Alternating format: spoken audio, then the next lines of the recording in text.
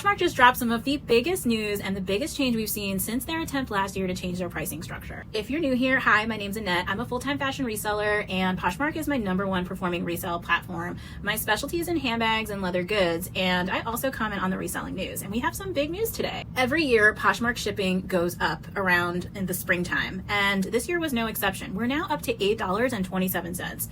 But now, according to this new communication that came out from Poshmark today, it is going to go down to just $6.49, the lowest rate they've had since 2017.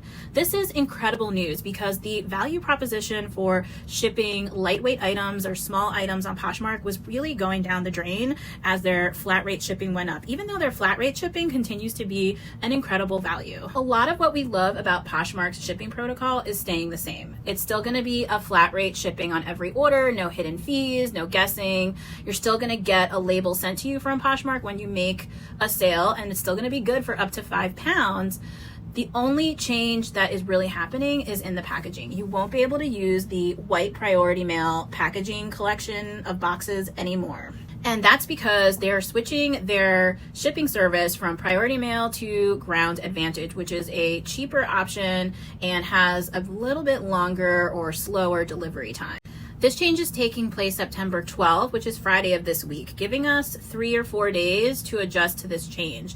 And they also address that the reason there's such a short lead time to adjust to this change is because of the contract negotiation process with USPS. I'm really happy to hear that they're at least addressing the lead time. In prior instances where they've attempted to make big changes, they would just change it overnight and not tell anybody or not give us any lead time at all. So this is a big improvement and a sign that Poshmark does listen when sellers give them feedback. This is a pretty important change to pay attention to though, because after the 12th, they are going to be charging a $5 USPS fee if you are still using the old white priority mail packaging for your orders. Overall, I'm pretty okay with this change, and I'm really happy that we have at least some lead time for it.